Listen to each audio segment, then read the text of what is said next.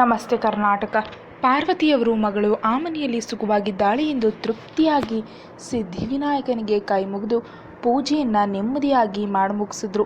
ಅಳ್ಳಿಮಯ್ಯ ಮತ್ತು ಆರೋಹಿಗೆ ಹಬ್ಬದ ಊಟವನ್ನು ಬಡಿಸಲು ಸಂತೋಷದಿಂದ ನಗ್ತಾ ತಿಂದ ದಂಪತಿಗಳು ಊಟದ ಶಾಸ್ತ್ರ ಮತ್ತು ಗೌರಿ ಗಣೇಶ ಹಬ್ಬದ ಮತ್ತಿತರ ಶಾಸ್ತ್ರಗಳನ್ನು ಮಾಡಿ ಮುಗಿಸಿದ್ರು.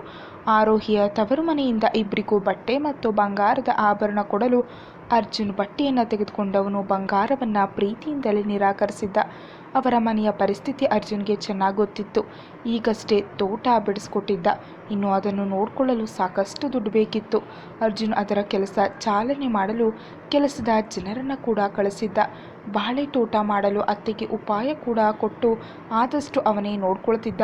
ಅದರ ಬಗ್ಗೆ ಮಾತಾಡ್ತಾ ಇದ್ದ ಅರ್ಜುನ್ ಮೊಬೈಲ್ಗೆ ಕರೆ ಬರಲು ಆರೋಹಿ ನೋಡಿದ್ಲು. 2-3 ಸಲ ಕರೆ ಬಂದಾಗ ಟೇಬಲ್ ಮೇಲಿದ್ದ ಅವನ ಮೊಬೈಲನ್ನು ನೋಡಲು ನಂಬರ್ ಕಂಡಿತು. ಆರೋಹಿ ಎತ್ತಿ ಇನ್ನೇನು ಮಾತಾಡಬೇಕು ಅನ್ನೋ ಅಷ್ಟರಲ್ಲಿ ಆ ಕಡೆಯಿಂದ ಕೇಳಿ ಬಂದ ಹೆಣ್ಣಿನ ಧ್ವನಿಗೆ ಸುಮ್ಮನಾದ್ಲು. ಅರ್ಜುನ್, ಕೇಳಿಸ್ತಿದ್ಯಾ? ನಿನ್ನ ಹತ್ರ ತುಂಬ ಮಾತಾಡಬೇಕು. ಯಾವಾಗ ಸಮಯ ಆಗುತ್ತೆ ಆಗ ನನಗೆ ಕರೆ ಮಾಡು. ಹಲೋ ಹಲೋ ಅರ್ಜುನ್ ಎಂದ ಆ ಹೆಣ್ಣಿನ ಸ್ವರ ಕೇಳಿ ಆರೋಹಿ ಇನ್ನೇನು ಯಾರೋ ಅನ್ನಬೇಕು ಅನ್ನೋ ಅಷ್ಟರಲ್ಲಿ ಅರ್ಜುನ್ ಅವಳ ಹಿಂದೆ ನಿಂತಿದ್ದ. ಆರೋಹಿ ಅವನನ್ನು ನೋಡಿ ಫೋನ್ ಎಂದು ಹೇಳೋ ಮುನ್ನವೇ ಅರ್ಜುನ್ ಜೋರಾಗಿ ಗದರಿದ್ದ. ಆರೋಹಿ, ನಿಂಗೆ ಇನ್ನೊಬ್ಬರು ಫೋನ್ ಮುಟ್ಟಬಾರ್ದು ಅನ್ನೋ ಬುದ್ಧಿ ಇಲ್ವಾ? ಇನ್ನು ಚಿಕ್ಕ ಮಗು ಥರ ಆಡ್ತಿದ್ರೆ ತೆಗೆದು ಒಂದು ಕೊಡ್ತೀನಿ.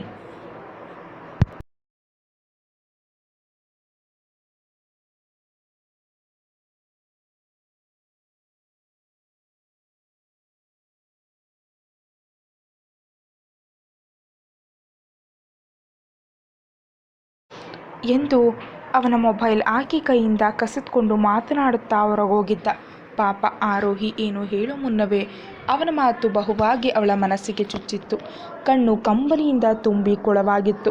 ಆದರೂ ಅಮ್ಮನ ಮನೆಯಲ್ಲಿ ಅದನ್ನು ತೋರಿಸ್ಕೊಳ್ಳದೆ ಬಂದ ಕಣ್ಣೀರನ್ನು ಒರೆಸ್ಕೊಂಡು ಸುಮ್ಮನಾದ್ಲು. ಒಂದು 10 ನಿಮಿಷ ಮಾತಾಡಿ ಬಂದವನು ನಗ್ತಾ ಎಲ್ಲರೊಂದಿಗೆ ತೋಟ, ಮನೆ, ಗದ್ದೆ ವಿಚಾರ ಹೇಳ್ತಾ ಸಮಯ ಕಳೆದಿದ್ದ. ಆರೋಹಿ ಮಾತ್ರ ತನ್ನ ಪ್ರೀತಿಯ ಗಂಡ ಹೊರಟು ಮಾತಿಗೆ ನೊಂದ್ಕೊಂಡು ಅಡುಗೆ ಮನೆ ಸೇರಿದ್ಲು.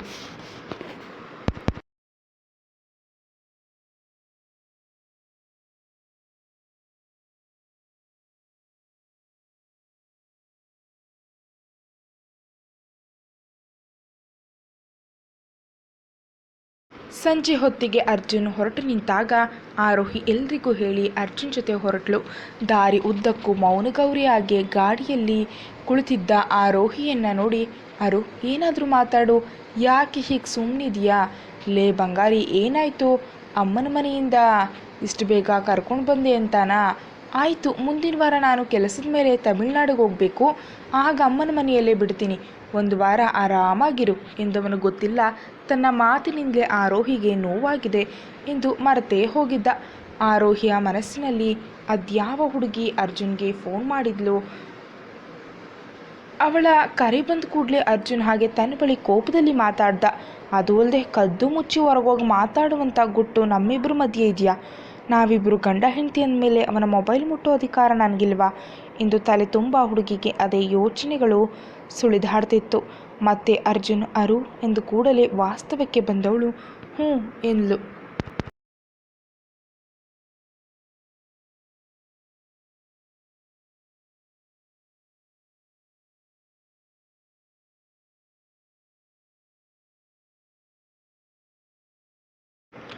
ಅರ್ಜುನ್ ಮನಸ್ಸಿನಲ್ಲೇ ಇವಳಿಗೇನಾಯಿತು ಹೀಗೆ ಕುಳಿತಿದ್ದಾಳೆ? ರಾತ್ರಿ ಮಾತಾಡೋಣ, ಈಗ ಬೇಗ ಮನೆ ತಲುಪೋಣ. ಪಾಪ ಶ್ವೇತಾ ಊಟ ಮಾಡಿದ್ಲೋ ಇಲ್ವೋ ಎಂದು ಗಾಡಿಯನ್ನು ವೇಗವಾಗಿ ಓಡಿಸಿದ್ದ. ಅಮ್ಮನ ಮನೆಯಿಂದ ಬೇಗ ಕರ್ಕೊಂಡು ಬಂದ ಎಂಬ ಬೇಸರವಿರ್ಬೋದು ಎಂದು ಅವಳನ್ನು ತಪ್ಪಾಗಿ ಅರ್ಥೈಸಿಕೊಂಡ. ಇಬ್ಬರು 1 ಮುಕ್ಕಾಲು ಗಂಟೆಯಲ್ಲಿ ತಮ್ಮ ಮನೆಯನ್ನು ತಲುಪಲು ಆರ್ಯ ಓಡು ಬಂದು ಅಣ್ಣ ಅತ್ತಿಗೆಯನ್ನು ಅಪ್ಪಿದ್ಲು. ಆರ್ಯಾಳನ್ನು ಎತ್ಕೊಂಡ ಅರ್ಜುನ್ ಅವಳನ್ನು ಮುದ್ದು ಮಾಡುತ್ತಾ ಒಳಗೆ ನಡೆದಿದ್ದ. ಮೊದಲು ಶ್ವೇತಾಳನ್ನು ಮಾತಾಡಿಸಿ ಅಲ್ಲೇ ಕುಳಿತ ಅರ್ಜುನ್ ಆರೋಹಿಗೆ ಕಣ್ಣಲ್ಲೇ ತನ್ನ ಪಕ್ಕ ಬಂದು ಕೂರಲು ಕರೆದಿದ್ದ. ಆರೋಹಿ ಸೀರೆ ಬದಲಾಯಿಸುವೆ ಎಂದು ಅವನು ಕರೆದರೂ ಹೋಗದೆ ರೂಮಿಗೆ ನಡೆದ್ಲು. ಮನೆಯಲ್ಲಿ ಎಲ್ಲರೂ ಸೇರಿ ಶ್ವೇತಾಳ ಮದುವೆ ಬಗ್ಗೆ ಮಾತುಕತೆ ಜೋರಾಗಿ ನಡೆದಿತ್ತು. ಪೂಜಾರಪ್ಪನು ಜಾತಕ ಕೂಡಿಸಿ ಒಳ್ಳೆಯ ದಿನವನ್ನು ನೋಡ್ತಿದ್ರು. ಸೀರೆಯನ್ನು ಬದಲಾಯಿಸಿ ನೈಟಿಯನ್ನು ತೊಟ್ಟವಳು ತಾಳಿಯೊಂದನ್ನು ಬಿಟ್ಟು ಎಲ್ಲ ಬಂಗಾರನ ತೆಗೆದು ಒಳಗಿಟ್ಟಿದ್ಲು. ರೂಮ್ನಲ್ಲಿದ್ದ ಒಗೆಯುವ ಬಟ್ಟೆ ಹಿಡಿದವಳು ಹಿತ್ತಲಲ್ಲಿ ಹೋಗಿ ನಿಂತಳು. ಮನಸ್ಸು ಭಾರವಾಗಿತ್ತು. ಕತ್ತಲಾದ ಕಾರಣ ಲೈಟ್ ಹಾಕಿ ಬಟ್ಟೆ ಒಗೆಯುವ ಕಲ್ಲಿನ ಹತ್ತಿರ ಸೋಪಿನ ನೀರಲ್ಲಿ ಬಟ್ಟೆ ಎಲ್ಲವನ್ನ ನೆನೆಸಿ ಒಗೆಯಲು ಶುರು ಮಾಡಿದ್ಲು.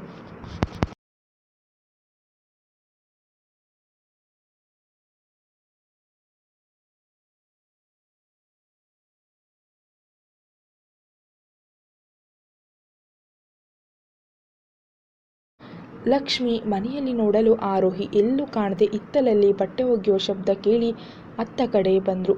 ಸೊಸೆಯನ್ನು ನೋಡಿ ಬಂದ ಕೂಡಲೇ ಹೀಗೆ ಬಟ್ಟೆ ಒಗೆಯೋಕೆ ಕೂತಿದ್ದಾಳೆ ಪಾಪ ಅರು ಎಂದು. ಚಿನ್ನಮ್ಮ ಏನು ಮಾಡ್ತಿದ್ಯಾ? ಬಿಡು, ಬೆಳಗ್ಗೆ ನಾನು ಮಾಡ್ತೀನಿ. ಬಾ ಬಂಗಾರ, ಅಲ್ಲಿ ಶ್ವೇತಾ ಮದುವೆ ಮಾತುಕತೆ ನಡೀತಿದೆ ಎಂದು ಪ್ರೀತಿಯಿಂದ ಕರೆದ್ರು. ಆರೋಹಿ ಬಟ್ಟೆ ಒಗೆಯುತ್ತಾ, ಇಲ್ಲ ಅತ್ತೆಮ್ಮ, ನೀವು ಹೋಗಿ. ಅಷ್ಟಕ್ಕೂ ನನಗೆ ಬುದ್ಧಿ ಕಡಿಮೆ, ನನಗೆ ಏನೂ ಅರ್ಥ ಕೂಡ ಆಗಲ್ಲ ಎಂದವಳ ತಲೆ ತುಂಬ ಅರ್ಜುನ್ನ ಮಾತುಗಳೇ ತುಂಬಿತ್ತು. ಲಕ್ಷ್ಮಿ ಅವಳ ಬಾಡಿದ ಮುಖವನ್ನು ನೋಡುತ್ತಾ ಅವಳಿಗೆ ಏನೋ ನೋವಾಗಿದೆ ಎಂದು ಅರಿತಿದ್ಲು. ಏನಾಯಿತು ಆರೋಹಿ? ಅಮ್ಮ ಏನಾದರೂ ಅಂದ್ರೇನೆ? ಕಂದಮ್ಮ ಬಿಡು ನೀನು, ಇದೆಲ್ಲ ಕೆಲಸವನ್ನು ನನ್ನ ಸೊಸೆ ಮಾಡಬೇಕಾ? ಅದಕ್ಕೋಸ್ಕರನ ನಾನು ಅರ್ಜುನ್ಗೆ ಮದುವೆ ಮಾಡಿಸಿ ಈ ಮನೆಗೆ ಕರ್ಕೊಂಡು ಬಂದದ್ದು. ಇದೆಲ್ಲವನ್ನ ಮಾಡೋಕೆ ನಾನಿದ್ದೀನಿ, ಇನ್ನು ಕೆಲಸದವರಿದ್ದಾರೆ ಬಾ ಎಂದರು. ಕೇಳದೆ ಆರೋಹಿ ಬೇಸರದಲ್ಲಿ, ಇಲ್ಲ ಅತ್ತೆಮ್ಮ, ಸ್ವಲ್ಪ ಬಟ್ಟೆ ಅಷ್ಟೇ ಇರೋದು, ಬೇಗ ಒಗೆದ್ಬಿಡ್ತೀನಿ, ದಯವಿಟ್ಟು ಹೋಗಿ. ನಾನು ಚಿಕ್ಕ ಮಗು ಅಲ್ಲ, ಇನ್ನು ನಾನು ಮನೆಯ ಜವಾಬ್ದಾರಿ ಎಲ್ಲವನ್ನ ಕಲಿಬೇಕು ಎಂದವಳು ಬಟ್ಟೆ ಒಗೆದು ನೀರಲ್ಲಿ ಜಾಲಿಸಿದ್ಲು.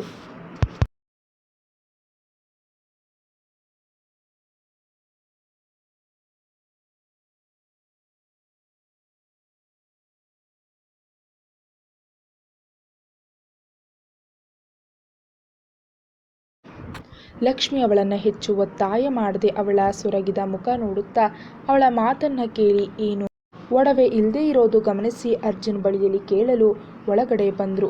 ಅಲ್ಲಿ ಮಾತುಕತೆಗೆ ಕುಳಿತವರ ಮಾತು ಜೋರಾಗಿ ನಡೆದಿತ್ತು. ಹಾಗಾಗಿ ಆಮೇಲೆ ಕೇಳಿದ್ರಾಯ್ತು ಎಂದು ಸುಮ್ಮನೆ ನಿಂತಳು. ಅವರ ಮಾತುಗಳು ಲಕ್ಷ್ಮಿಯ ಕಿವಿಗೆ ಬೀಳ್ತಿದ್ರು. ಆರೋಹಿ ಬಗ್ಗೆಯೇ ತಲೆಯಲ್ಲಿ ಓಡ್ತಿತ್ತು.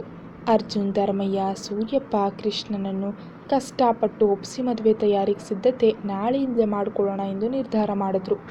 ಪೂಜಾರಪ್ಪ ಕೊಟ್ಟ ದಿನಾಂಕದಂತೆ ಬರೋ ಶುಕ್ರವಾರ ಬೆಟ್ಟದ ಶಿವಪ್ಪನ ದೇವಸ್ಥಾನದಲ್ಲಿ ಹಳ್ಳಿಗೂ ಕರೆದು ಅದ್ದೂರಿಯಾಗಿ ಮದುವೆ ಮಾಡಿಬಿಡುವ.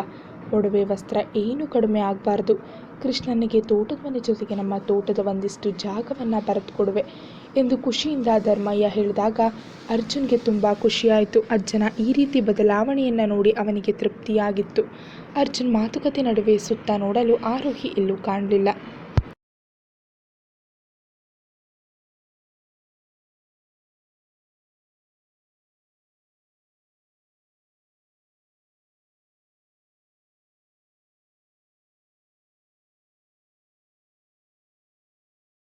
ಆರೋಹಿ ಬಟ್ಟೆ ಎಲ್ಲವನ್ನ ಒಗೆದು ಹಗ್ಗದ ಮೇಲೆ ಒಣಗಿಸಿ ಅಡುಗೆ ಮನೆ ಸೇರಿದವಳು ಎಲ್ಲ ಶುದ್ಧ ಮಾಡಿ ಅಡುಗೆಗೆ ಬೇಕಾದ ತರಕಾರಿ ಎಲ್ಲ ಹೆಚ್ಚಿಟ್ಟು ಸಾರು ಪಲ್ಯ ಮುದ್ದೆ ಮಾಡಲು ಶುರು ಮಾಡಿದ್ಲು.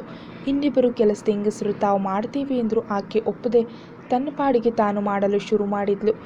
ತಾನು ಜವಾಬ್ದಾರಿಯ ಹೆಣ್ಣು ಆಗಬೇಕು ಎಂದು ತೀರ್ಮಾನ ಮಾಡಿಕೊಂಡ್ಳು. ಲಕ್ಷ್ಮಿ ಕೂಡ ಅಡುಗೆ ಮನೆ ಸೇರಿ ಸೊಸೆಗೆ ಕೈಗೆ ಸಹಾಯ ಮಾಡಲು ಆರೋಹಿ ಏನು ಕೂಡ ಮಾತಾಡದೆ ಹಾ ಎನ್ನುತ್ತಾ ಬೇಗನೆ ರುಚಿಯಾದ ಅಡುಗೆ ಮಾಡಿದ್ಲು. ಆರೋಹಿಗೆ ಬಾಲ್ಯದಿಂದಲೂ ಕೋಪ ಬಂದರೆ ಹೆಚ್ಚು ಕೆಲಸ ಮಾಡೋ ಅಭ್ಯಾಸ. ಕೋಪ ಇಳಿಯೋವರೆಗೂ ಅವಳಿಗೆ ಏನಾದರೂ ಮಾಡುತ್ತಲೇ ಇರಬೇಕು. ಆದರೆ ಈ ಮನೆಯಲ್ಲಿ ಅದರ ಬಗ್ಗೆ ಯಾರಿಗೂ ಗೊತ್ತಿಲ್ಲ. ಅಡುಗೆ ಮಾಡಿದವಳು ತಟ್ಟೆಗೆ ಬಡಿಸ್ಕೊಂಡು ಆರ್ಯಾಳನ್ನು ಕರೆದು ಊಟ ಮಾಡಿಸಿ ಅವಳನ್ನು ಮಲಗಿಸಲು ರೂಮ್ಗೆ ಕರ್ಕೊಂಡು ಹೋದ್ಲು. ಅರ್ಜುನ್ ಅವಳನ್ನು ಹುಡುಕುತ್ತಾ ಅಮ್ಮನಿಗೆ ಕೇಳಿದಾಗ ಲಕ್ಷ್ಮಿ ಮಗನ ಬಳಿ ಎಲ್ಲವನ್ನ ಹೇಳಿದ್ರು. ಆರ್ಯನ ರೂಮ್ಗೆ ಬಂದ ಅರ್ಜುನ್ ಆರ್ಯಾಳನ್ನು ತಟ್ಟುತ್ತಾ ಅವಳ ಪಕ್ಕ ಮಲಗಿದ್ದ ತನ್ನ ಹೆಂಡತಿಯ ಪಕ್ಕ ಬಂದು ನಿಂತ. ಅವಳ ಭುಜವನ್ನು ತಟ್ಟಿ, ಅರು ಬಾ ಊಟ ಮಾಡೋಣ, ಅಮ್ಮ ಕರೀತಿದ್ದಾರೆ ಎಂದು ಕರೆದ.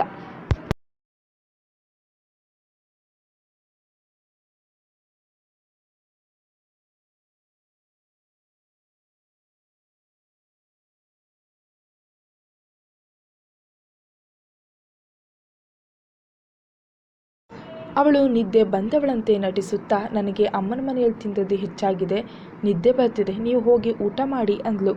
ಅರ್ಜುನ್ ಅವಳ ಪಕ್ಕ ಕುಳಿತು, ಲೇ ಕುಳ್ಳಿ ಬಂಗಾರಿ, ಎದ್ದೇಳಮ್ಮ, ರಾತ್ರಿ ಖಾಲಿ ಹೊಟ್ಟೆಲ್ ಮಲಗಬಾರ್ದು, ಎದ್ದೇಳು. ಅಮ್ಮ ಹೇಳಿದ್ರು ನೀನು ಬಂದಾಗಿಂದ ಕೆಲಸ ಮಾಡ್ತಿದೀಯಾ ಅಂತ. ಇಲ್ಲಿ ಈ ಮನೆಯಲ್ಲಿ ನೀನು ಮಹಾರಾಣಿ, ಕೆಲಸದ ಆಳಲ್ಲ. ನನ್ನ ಹೆಂಡತಿ ಕೆಲಸ ಮಾಡಬಾರ್ದು ಅಂತ ಹೇಳ್ತಿಲ್ಲ, ಆದರೆ ಎಲ್ಲ ನೀನೊಬ್ಳೆ ಮಾಡುವಂತ ಇಲ್ಲಿ ನಿಯಮ ಇಲ್ಲ ಎಂದವನು ಅವಳ ಸೊಂಟವನ್ನು ಮೃದುವಾಗಿ ಬಳಸಿದ್ದ.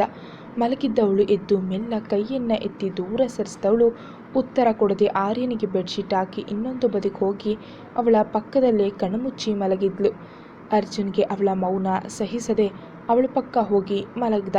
ಅವಳನ್ನು ಹಿಂದಿನಿಂದ ಬಳಸಿ ಅಪ್ಪುತ್ತಾ ಕುತ್ತಿಗೆಯಲ್ಲಿ ಮುಖ ಊರಿ,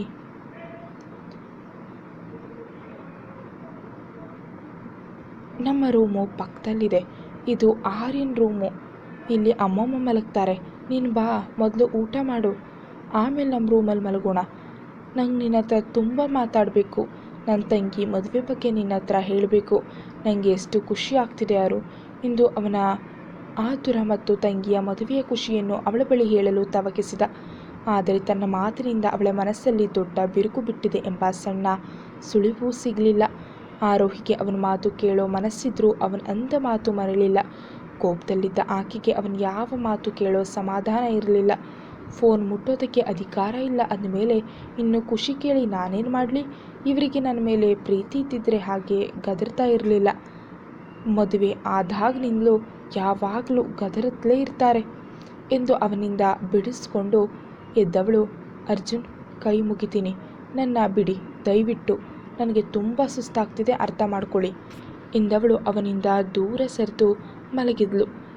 ಲಕ್ಷ್ಮಿ ಊಟಕ್ಕೆ ಕರೆಯಲು ಅವಳನ್ನು ಹೆಚ್ಚು ಏನು ಕೇಳದೆ, ಸರಿ ಮಲ್ಕೋ, ಆದರೆ ಊಟ ಮಾಡಬಾ ಎಂದರೆ ರೋಹಿ ಮತ್ತೆ ಅದೇ ಉತ್ತರ ಕೊಟ್ಟಿದ್ಲು, ನನಗೆ ಹಸಿವಿಲ್ಲ, ದಯವಿಟ್ಟು ಹೋಗಿ, ತಲೆ ಬೇರೆ ತುಂಬ ನೋವುತ್ತಿದೆ ಎಂದವಳ ಮಾತಿಗೆ ಬೇಸರದಿಂದ ಎದ್ದು ಹೋದ ಅರ್ಜುನ್ ಅವಳ ತಲೆನೋವಿಗೆ ಮಾತ್ರೆ ತರಲು ಹೊರಗೆ ನಡೆದಿದ್ದ. ಬೈಕತ್ತಿ ಹೊರಟಿದವನನ್ನು ಕೃಷ್ಣ ಕರೆದ. ನಾನು ಬರ್ತೀನಿ ಕಣೋ ಎಂದು ಅವನ ಹಿಂದೆ ಕುಳಿತ. ಗಾಡಿಯಲ್ಲಿ ಹೊರಟ ಕೃಷ್ಣ ಮತ್ತು ಅರ್ಜುನ್ ಹಳ್ಳಿಯಲ್ಲಿ ಇದ್ದ ಒಂದೇ ಒಂದು ಮೆಡಿಕಲ್ ಶಾಪ್ ಹತ್ರ ನಿಂತು ತಲೆನೋವಿನ ಮಾತ್ರೆ ತೆಗೆದುಕೊಂಡ್ರು. ಕೃಷ್ಣ ಯಾರಿಗೆ ಎಂದು ಕೇಳಲು ಅರ್ಜುನ್ ಆರೋಹಿಗೆ ಎಂದು ಉತ್ತರ ಕೊಟ್ಟ.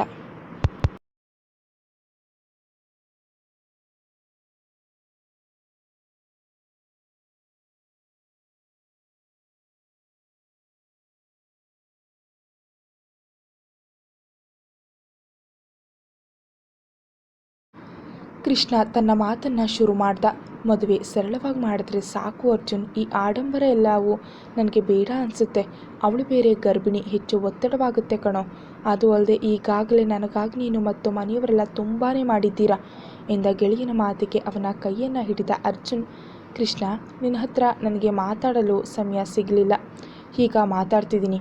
ನಿನಗಾಗಿ ತುಂಬ ಮಾಡಿದ್ದೀವಿ, ಆದರೆ ನಿನ್ನ ಖುಷಿ, ನಿನ್ನ ಮಗು ಮತ್ತು ನಿನ್ನ ಹೆಂಡತಿಯನ್ನು ಕೊಂದು ಹಾಕಿದ್ರು ಆ ಪಾಪದ ಹೊರೆಯನ್ನು ಹೇಗೆ ನಾನು ಇಳಿಸ್ಲಿ ಕೃಷ್ಣ, ನನ್ನ ಕ್ಷಮಿಸು. ಈ ಅನ್ಯಾಯವನ್ನು ಕಂಡುಹಿಡಿದ ನನಗೆ ತಡೆಯಲು ಮಾತ್ರ ಬುದ್ಧಿ ಸಾಲಿಲ್ಲ, ಕ್ಷಮಿಸು ಎಂದು ಕೈ ಮುಗಿದ ಅರ್ಜುನನ್ನು ಅಪ್ಪಿದ ಕೃಷ್ಣ ಅವನ ಕಣ್ಣೀರನ್ನು ಒರೆಸ್ದ. ಅರ್ಜುನ್ ಮತ್ತೆ ಅವನ ಮೊಗವನ್ನು ನೋಡುತ್ತಾ, ಕೃಷ್ಣ ನೀನು ಶ್ವೇತಾಳನ್ನು ಎಷ್ಟು ಪ್ರೀತಿಸ್ತೀಯಾ ಅಂತ ನಾನು ಚಿಕ್ಕವನಿದ್ದಾಗ ನೋಡಿರುವೆ, ಆದರೆ ನೀನು ನಿನ್ನ ಪ್ರೀತಿಯನ್ನು ಗೆಳೆಯನಾಗಿ ಬಿಟ್ಕೊಟ್ಟದ್ದು ಗೊತ್ತಿದೆ. ಒಂದು ದಿನವೂ ನೀನು ಅವಳ ಬಳಿಯಲ್ಲಿ ನಿನ್ನ ಪ್ರೀತಿಯನ್ನು ನಿವೇದನೆ ಮಾಡೇ ಇಲ್ಲ. ಈಗ ವಿಧಿಯಾಟ ನೋಡು, ನೀನು ಅವಳನ್ನು ಗೆಳೆಯನಿಗೆ ಬಿಟ್ಟುಕೊಟ್ರೂ ಅವಳು ನಿನಗೆ ಎಂದು ಅವಳು ಹುಟ್ಟಿದಾಗಲೇ ಬರೆದಿತ್ತು ಅನಿಸುತ್ತೆ. ಆದರೆ ನನ್ನ ಚಿನ್ನಮ್ಮನನ್ನು ಅವನು ಮುಟ್ಟಿ ತಪ್ಪು ಮಾಡಿಬಿಟ್ಟ ಎಂದು ಅವಳು ಪವಿತ್ರ ಅಲ್ಲ ಅಂತ ಗೊತ್ತಿದ್ರೂ ಎಲ್ಲರ ಮುಂದೆ ನೀನು ಅವಳಿಗಾಗಿ ನಿಂತಿದೀಯಾ ಕೃಷ್ಣ. ನಾನು ಜನ್ಮ ಪೂರ್ತಿ ಈ ಋಣ ಹೇಗೆ ತೀರಿಸಲಿ, ನಿನ್ನ ಪ್ರೀತಿಯನ್ನು ಹೇಗೆ ನಿನಗೆ ದಕ್ಕಿಸ್ಕೊಡ್ಲಿ ಎನ್ನಲು ಕೃಷ್ಣ ಅವನನ್ನು ನೋಡುತ್ತಾ ಉತ್ತರಿಸಿದ್ದ.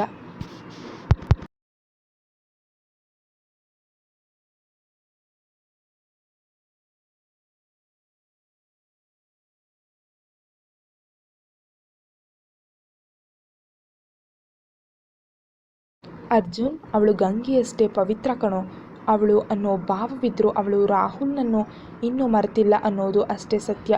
ಪ್ರೀತಿ ಎನ್ನುವುದು ಹೃದಯದಿಂದ ಹುಟ್ಟಬೇಕು. ಅವಳಿಗೆ ನಾನು ಅಂದರೆ ಪ್ರೀತಿಗಿಂತ ಕೋಪವೇ ಹೆಚ್ಚು. ಇನ್ನು ನನ್ನ ಮನಸ್ಸಿನಲ್ಲಿ ಅವಳಿಗಾಗಿ ಕೂಡಿಟ್ಟ ಪ್ರೀತಿ ನಿವೇದನೆ ಹೇಗೆ ಮಾಡಲಿ? ತುಂಬ ನೊಂದಿದ್ದಾಳೆ. ಮಗು ಬಗ್ಗೆ ಕ್ಷಣ ಕ್ಷಣಕ್ಕೂ ಭಯ ಅವಳನ್ನು ಆವರಿಸಿದೆ. ನಿನಗೆ ಗೊತ್ತಾ ಅರ್ಜುನ್, ಶ್ವೇತಾ ಆತ್ಮಹತ್ಯೆ ಮಾಡಿಕೊಳ್ಳಲು ಬಾವಿಗಾರಿದ್ಲು ಎಂದು ಎಲ್ಲವನ್ನ ವಿವರಿಸಿ ಹೇಳಿದ್ದ. ಅರ್ಜುನ್ ತನ್ನ ತಂಗಿಯ ಪರಿಸ್ಥಿತಿಯನ್ನು ನೆನೆದು ಕಣ್ಣೀರು ಹಾಕಿದ್ದ. ಕೃಷ್ಣ ಅವನನ್ನು ಸಮಾಧಾನ ಮಾಡುತ್ತಾ, ನೀನು ದುಃಖಪಟ್ಟರೆ ನನಗೆ ನೋಡೋಕ್ಕಾಗಲ್ಲ. ಇನ್ನು ನನ್ನ ಶ್ವೇತಾಳನ್ನು ಕಣ್ಣಲ್ಲಿ ಕಣ್ಣಿಟ್ಟು ನೋಡಿಕೊಳ್ಳುವೆ. ಅಷ್ಟೇ ಅಲ್ಲ, ನನ್ನ ಗೆಳೆಯನ ಸ್ನೇಹಕ್ಕೆ, ಈ ಅನಾಥನಿಗೆ ಇಲ್ಲಿವರೆಗೂ ಕಾಪಾಡಿದ್ದ ಮನೆಗೆ ಹೀಗಾದರೂ ಋಣ ತೀರಿಸುವೆ. ನಾನು ಶ್ವೇತಾಳನ್ನು ಪ್ರಾಣಕ್ಕಿಂತ ಹೆಚ್ಚಾಗಿ ಪ್ರೀತಿಸಿದ್ದು ನಿಜ. ಆದರೆ ಈಗ ಅವಳನ್ನು ಮರೆತು ರಮ್ಯಾಳನ್ನು ನೀನು ತೋರಿಸಿದ್ದಕ್ಕೆ ಮದುವೆ ಆಗಿದ್ದು ಸತ್ಯ. ಮತ್ತೆ ನನಗೆ ನನ್ನ ಶ್ವೇತಾ ಸಿಗ್ತಾಳೆ ಎಂದು ಮನಸ್ಸಿನಲ್ಲೂ ಎಣಿಸಿರಲಿಲ್ಲ. ಇಂದು ಅವಳು ನನ್ನವಳು. ಆದರೆ ಅವಳು ಖುಷಿಯಾಗಿ ನನ್ನ ಒಪ್ಕೊಳ್ತಾಳ? ನಮ್ಮಿಬ್ಬರ ಮಧ್ಯೆ ಮತ್ತೊಮ್ಮೆ ಪ್ರೀತಿ ಹುಟ್ಟುತ್ತಾ ಗೊತ್ತಿಲ್ಲ ಅಷ್ಟೇ ಅಂದ. ಅರ್ಜುನ್ ಅವನಿಗೆ ಗುದ್ದುತ್ತಾ, ಮಗ, ನಿನ್ನವಳು ಒಪ್ಕೊಂಡೇ ಒಪ್ಕೊಳ್ತಾಳೆ, ನೋಡ್ತಿರು. ಬಾ, ಈಗ ಹೊರಡೋಣ. ನನ್ನ ತಂಗಿ ಶ್ವೇತಾ ಮತ್ತು ನಿನ್ನ ತಂಗಿ ಆರೋಹಿ ಕಾಯ್ತಿರ್ತಾಳೆ ಎಂದು ಅವನನ್ನು ಶ್ವೇತಾಳನ್ನು ಒಂದು ಮಾಡೋ ಯೋಚನೆಯಲ್ಲಿ ಗಾಡಿ ಶುರು ಮಾಡ್ದ. ಕೃಷ್ಣ ನಗುತ್ತಾ, ನಿಮ್ಮದು ಯಾವಾಗ ಪುಟ್ಟ ಸಿಂಹ ಬರುತ್ತೆ, ಅದ್ರ ಬಗ್ಗೆ ಹೇಳು ಸುಂದರ ಎಂದು ಛೇಡಿಸಲು ಅರ್ಜುನ್ ನಗುತ್ತಾ ಶೀಘ್ರದಲ್ಲಿ ಎಂದು ಖುಷಿಯಿಂದ ಗಾಡಿ ಓಡಿಸ್ದ. ಕತೆ ಮುಂದುವರಿಯುತ್ತೆ. Thank you so much for watching.